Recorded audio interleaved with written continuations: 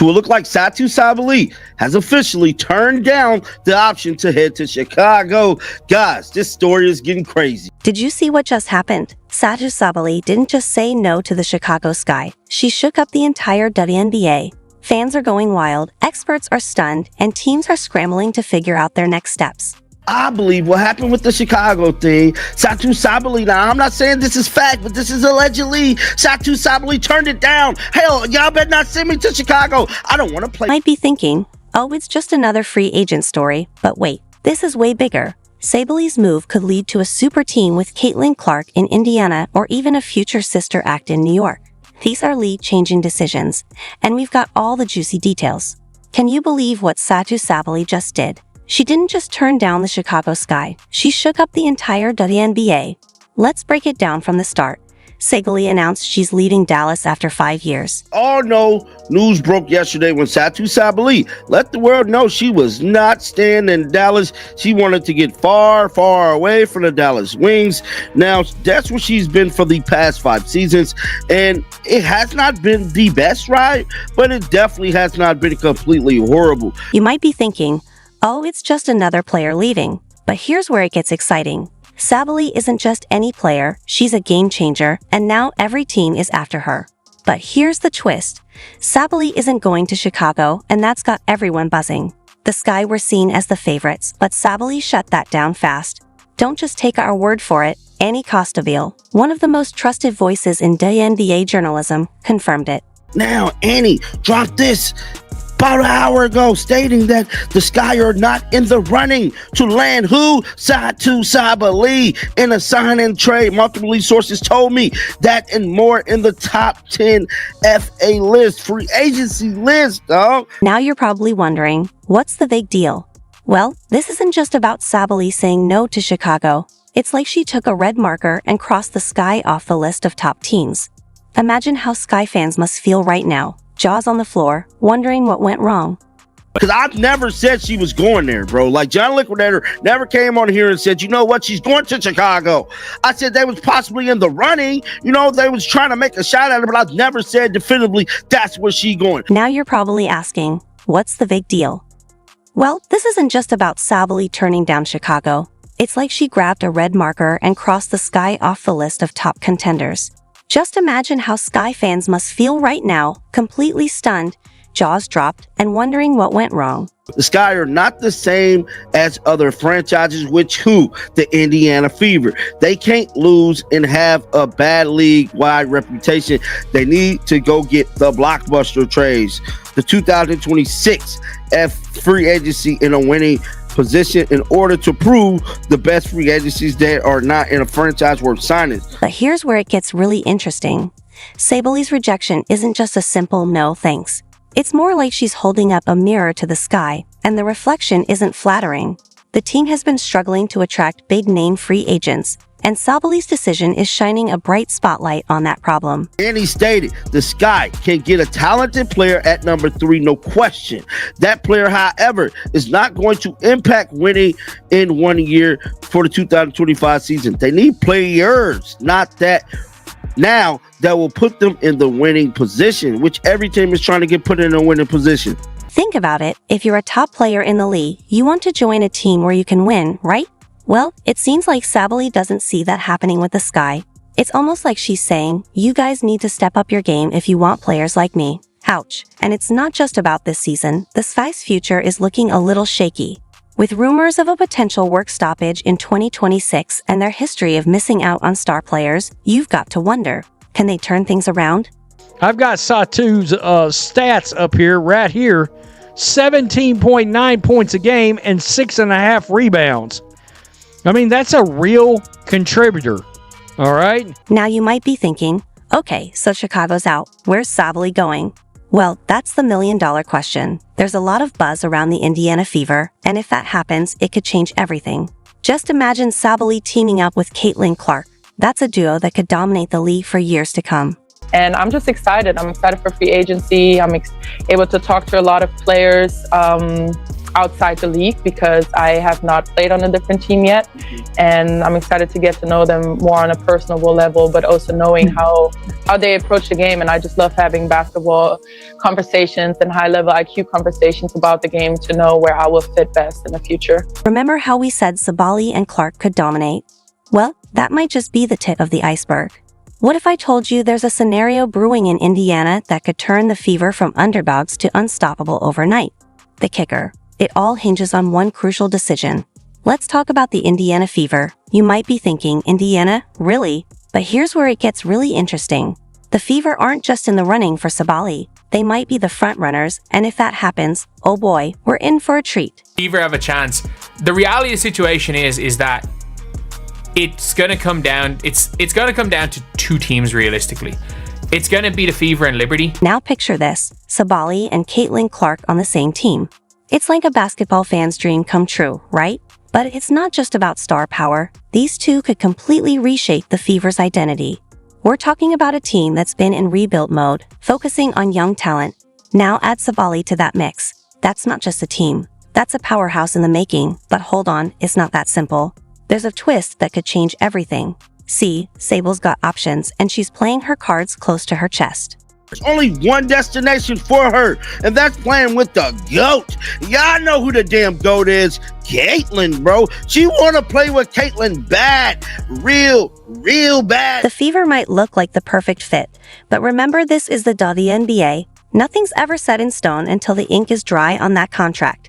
Here's what's got everyone buzzing. Sabally and Clark together could be a game changer. We're talking about two players with high basketball IQs and skills that complement each other perfectly. Imagine the offensive firepower the two could bring. It's not just about scoring, it's about creating a whole new dynamic on the court. That's where she going. I've been straight as an arrow ever since I've been covering her. She's going to the Fever. I ain't saying she's going to New York. I ain't saying none of this. She's going to the Fever. She's headed where? To Indiana. Forget about Caitlin Clark. She's called a walking economy for a reason. The fans, the energy, the excitement she brings isn't just great for the Fever. It's great for the entire league. Now, pair that with Sabally's skills, and you've got a team that could dominate for years. But before you get too excited, there's another layer to this. Sabally joining the Fever isn't just about basketball, it's about building a franchise. This move could turn Indiana into a hot spot for other free agents. Suddenly, the Fever aren't just rebuilding, they're reloading. Somebody that could come in and take the place of somebody like Nalissa Smith and make an impact. I think a lot of us believe that Smith should probably just go play with her girlfriend, Dejanay Carrington. Now you might be wondering, is this a done deal? Well, that's where it gets tricky. There's still another team in the mix, and Sabally is keeping everyone guessing. It's like she's holding all the cards in this high-stakes poker game, and we're all just waiting to see what she'll do next. When asked if she liked to play with her sister Niara, Sabally said yes, of course, in the future I would love that. Which means, look, I think it's likely that Satou Sabally she's going to be playing for the New York Liberty next season. Just when you thought the New York Liberty were out of the picture, they've got an ace up their sleeve. And it's not just any ace, it's a family affair that could shake things up. Here's where it gets really interesting. Did you know Sabally has a sister? And guess where she plays? That's right, the Liberty. Now, Sabally's been dropping hints about playing alongside her sister in the future. Some teams couldn't really do it, Natasha Howard. But one thing is, according to Annie Constable, who is, at this stage, look, probably the only WNBA journalist that is actually giving out accurate information, the Sky are not in the running to sign Satou Sabally. And with the Sky not being in the run to sign Satou, it means the Satou doesn't want to go there. Realistically, the Sky have the best offer, unless the Liberty are to offer Leonie Fibic, which supposedly that is like what people think the Liberty are going to give up. Can you imagine the dynamic duo they could become? But hold on, there's a catch, and it's a big one. The Liberty might have to give up Leonie Fibic to make this happen.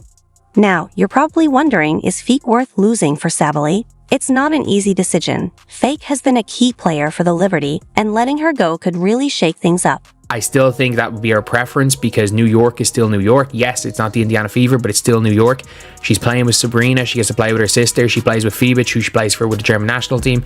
And it's as good as guaranteed a championship. Break it down. Fake brings a lot to the table. She's been a key part of the Liberty's strategy, and her potential departure could leave a big gap in their roster. The Liberty front office is definitely feeling the pressure.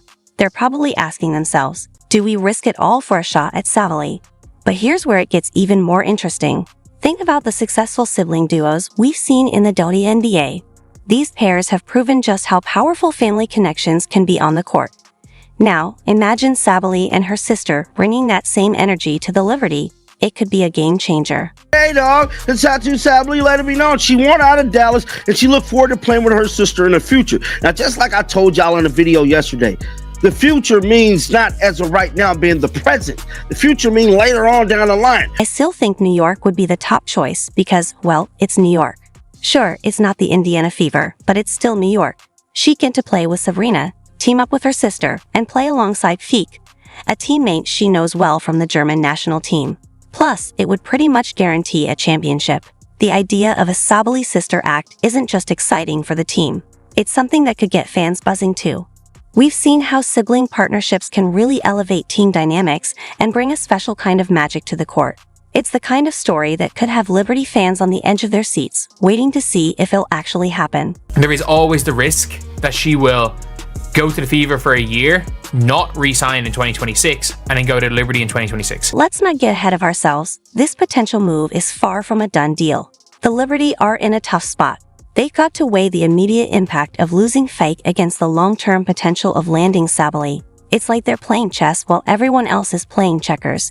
And here's another thing to think about. What if this is all part of Sabally's master plan? Maybe she's looking ahead to 2026, when she could potentially team up with her sister. It's a long game, but in professional sports, sometimes you've got to think a few moves ahead. Alright, are you ready for this? What I'm about to tell you might just blow your mind. You know how we've been talking about Sabally's next move? Well, it turns out there might be more to this story than we thought. Some insiders are saying Sabally could sign with the Indiana Fever, but get this, only for 1 year. In this year's free agency, I would say Satou is realistically the one game-changing player that is likely to be available on the move. No, I know, you're probably thinking, why would she do that?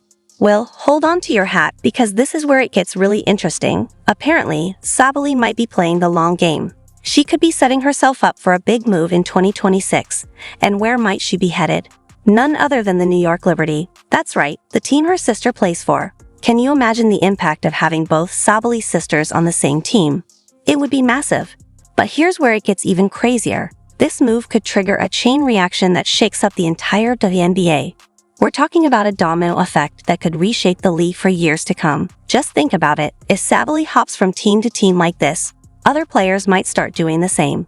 It could completely change how teams build their rosters and how players approach their careers. I think the WNBA narrative right now is Caitlin Clark, and I think that's a good narrative, but it's also not the only narrative. Caitlin is an amazing generational talent, and she's going to do amazing things. You're the number one pick. People are going to go after you, whether it's for the right or wrong reasons, because they see greatness in you. And what the WNBA is measuring one type of greatness against the other greatness. There's just so much more to the WNBA than Caitlin, but Caitlin is the face right now, and that's also good. She's selling out gyms. Why would you hate against that? We had a sold out home opener. I think it was a practice game. Like, it wasn't even serious. We benefited from that because now we have all our fans there and they're excited, and you have new people coming into a market. She is her own economy, and that is amazing. And she's being paid her worth. And now we need to get other women on board to get paid their worth, because she's the reflection of what should happen in women's. Now you might be wondering, is this even allowed? Well, it turns out the WNBA's contract rules actually do allow for 1-year deals, so Sabally could totally pull this off if she wanted to. It's like she's found a loophole in the system and is using it to her advantage. And let's not forget about the Caitlin Clark factor in all of this. Clark's been called a walking economy because of how much attention and excitement she generates. If Sabally teams up with Clark, even for just 1 year, it could be absolutely explosive. We're talking about a duo that could dominate the league and draw in tons of new fans. The energy, the talent, the buzz, they'd be a force to be reckoned with.